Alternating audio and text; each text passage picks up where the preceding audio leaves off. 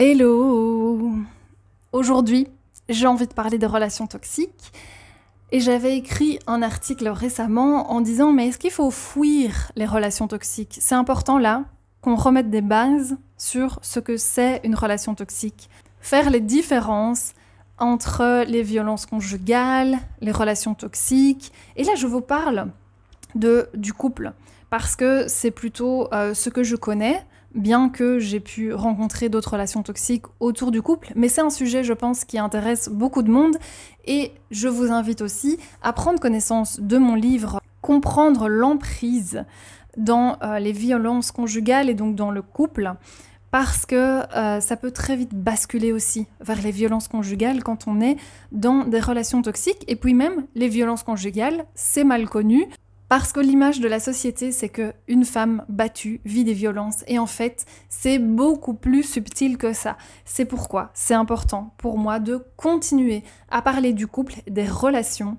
Si vous ne me connaissez pas encore, je m'appelle Valériane, je suis coach de vie et je suis là pour partager, pour vous aider à vous comprendre, à libérer vos émotions, transformer vos relations avec vous-même et avec les autres. Après plusieurs années de réflexion, d'expérience de relations de couple, l'écriture de mon livre sur les violences conjugales, la rédaction aussi d'articles, le partage de vidéos sur YouTube, en fait je reviens quand même encore maintenant à réouvrir la question sur le sujet des relations toxiques. Est-ce qu'il faut d'office fuir une relation toxique?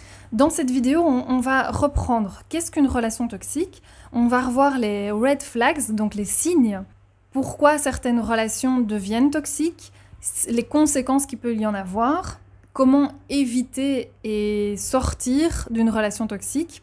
Donc ça en 3 points et une petite conclusion. Juste avant de commencer de rentrer dans le sujet, je t'invite à liker cette vidéo, à la commenter dès que tu vois un truc qui te fait écho dans ce que je dis et à la partager après avec tes amis. Qu'est-ce qu'une relation amoureuse toxique?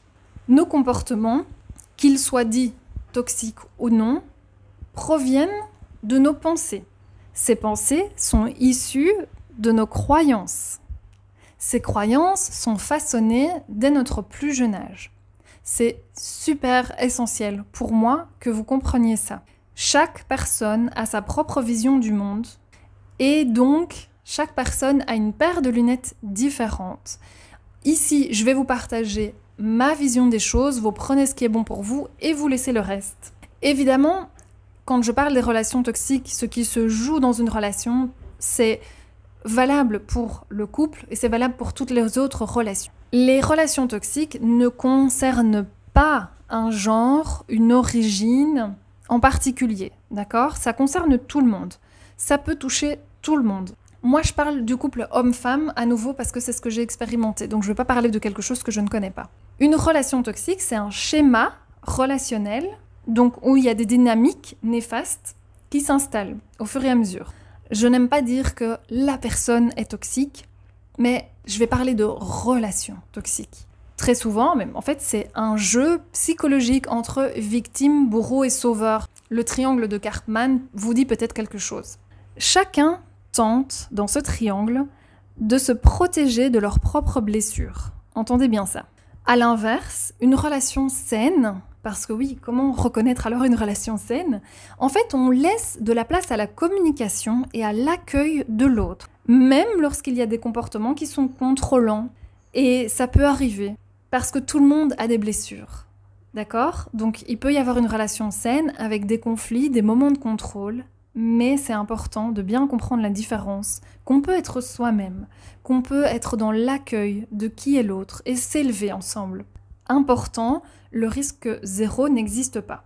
Il y a toujours sur mon site aussi le test pour savoir si vous êtes ou si vous avez été dans une relation toxique. Vous pouvez aller sur mon site valeriantheis.com et vous allez retrouver dans les ressources gratuites des guides et le test sur les relations toxiques. Faites-le et dites-le moi dans les commentaires ce que ça donne. Les signes ou les red flags, comme on les appelle. Évidemment, le signe le plus évident, c'est le contrôle qui est exercé par l'un des deux partenaires sur l'autre et son environnement. Il existe différents degrés de toxicité dans la relation. Certains sont plus alarmants que d'autres. Hors contexte, certains comportements peuvent prêter à confusion. C'est là que ça devient très subtil. Par exemple, vous avez un partenaire qui a besoin de fouiller le téléphone de l'autre, le manque de confiance en soi et en son partenaire, donc avec des petites piques. La peur du célibat, de se retrouver seul, et aussi la peur des réactions des autres, le sentiment de culpabilité qui est imposé par l'autre, par le partenaire, la dévalorisation, les jugements, la jalousie excessive, les conflits récurrents, mais qui mènent dans ce cas-là à un épuisement mental. Je fais aussi la différence dans les conflits dans une relation toxique et les conflits dans une relation saine. Et si vous voulez savoir un peu plus la différence dans les conflits, je vous remettrai le lien dans les commentaires. Et aussi les violences, qu'elles soient verbales, psychologiques ou physiques. Mais la plupart du temps, les gens ne se rendent pas compte que c'est des violences parce qu'ils sont dans le déni. Mais il y a bien des mots qui sont violents, il y a bien du contrôle exercé, etc. Alors pourquoi certaines relations deviennent toxiques et pas d'autres? Plusieurs facteurs contribuent aux relations toxiques. D'un point de vue, en fait, il y a vraiment le point de vue sociétal et le point de vue individuel. Donc, dans la société, nous évoluons dans un système patriarcal, pour ceux qui ne sont pas encore au courant. Évidemment, ça valorise quand même souvent des modèles relationnels déséquilibrés. Coucou à tous les films, les chansons, etc. Vous allez retrouver l'image du bad boy dans la culture populaire. Ça, c'est présent partout. Et ça influence clairement, ça biaise notre perception des relations amoureuses. D'un point de vue individuel, quand il y a des blessures non résolues, un manque d'estime de soi et de confiance en soi, ça peut amener à rechercher au départ inconsciemment un partenaire qui va refléter ces failles et qui va nourrir nos schémas relationnels. Toutes les relations peuvent devenir toxiques. Il est essentiel d'apprendre à repérer ces dynamiques pour justement éviter qu'une relation ne bascule dans la toxicité ou pire dans les violences conjugales. Les conséquences, si vous n'êtes pas encore au courant des conséquences qui peuvent être très lourdes sur le bien-être émotionnel, mental, physique, il faut que vous écoutez ça parce que ça peut provoquer de l'anxiété, du stress chronique, des difficultés à se concentrer, du stress, de l'irritabilité, un épuisement émotionnel, des symptômes physiques dans le corps, des maladies, des douleurs, des troubles digestifs, etc. L'estime et la confiance en soi sont particulièrement affectées. L'estime de soi, qui repose sur l'amour, la confiance, l'acceptation, la sécurité intérieure, s'effrite au fil du temps dans une relation amoureuse toxique. La confiance en soi, qui est essentielle pour passer à l'action, faire des actions alignées, est également fragilisée. Et puis l'impact, il s'étend à l'entourage, les proches, les amis, les collègues et surtout les enfants qui peuvent souffrir du climat relationnel toxique. Les enfants en particulier, eux, absorbent les schémas et ils risquent réellement de reproduire ce même schéma à l'âge adulte parce que souvent on prend comme modèle nos parents. C'est comme ça que notre vision du monde a été façonnée. C'est possible aussi de changer en étant adulte, de se transformer comme je l'ai fait et de pouvoir changer tous ces schémas, bien sûr. Alors comment éviter les relations toxiques? Comment sortir d'une relation toxique? Premièrement, se protéger et prévenir. Donc le travail sur soi est fondamental pour éviter les relations toxiques. Parce que si vous n'avez pas conscience de vos blessures et de ce qui se joue en vous, vous allez d'office retomber dans des relations toxiques tout le temps. Quelle relation ai-je avec moi-même? Est-ce que je me connais vraiment? Est-ce que j'ai tendance à reproduire des schémas relationnels? Et qu'est-ce que je ressens là, dans cette relation avec la personne avec qui je suis?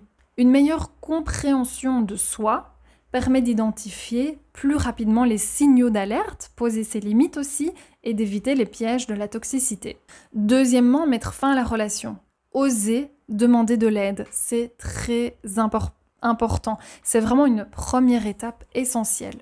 Se confier à un proche, à quelqu'un de confiance, consulter un professionnel ou rejoindre un groupe de soutien peut être une grande aide pour prendre du recul et agir. Et troisièmement, le chemin de la guérison. Alors, la guérison n'est pas un but à atteindre, mais c'est un processus d'acceptation et d'accueil de soi.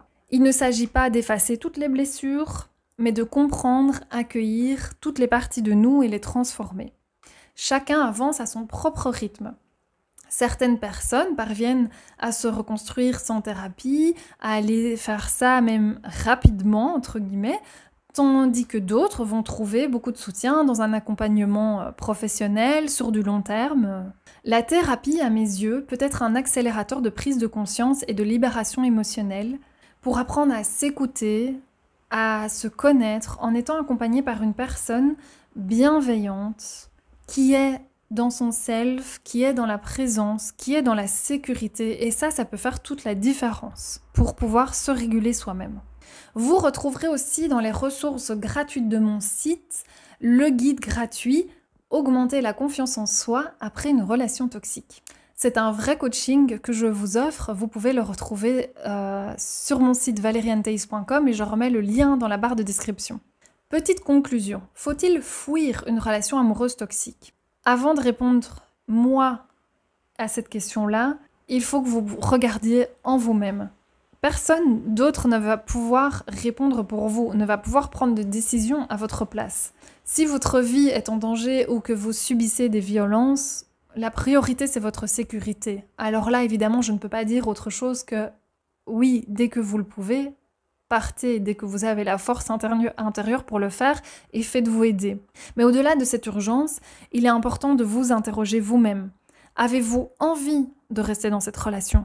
La première réponse instinctive que vous avez eue après que je pose cette question est souvent la bonne. Mais de nombreuses peurs et blessures peuvent survenir en vous et directement mentaliser en disant oui, mais non, mais si, mais ça. Donc, quelles que soient vos décisions, l'essentiel est d'écouter vos besoins et de prendre soin de vous. Vous l'aurez compris, je ne réponds pas à oui ou non. Chaque relation est différente, chaque personne est différente. C'est à vous de trouver la réponse, à de voir ce qui est juste pour vous. Soit vous vous sentez bien dans une relation et ça se passe bien et donc c'est bien, soit vous sentez qu'il y a des choses qui coincent et vous avez besoin d'être sur votre chemin et souvent cela se fait sans la personne avec laquelle vous êtes parce que vous avez besoin de vous retrouver et de prendre du recul.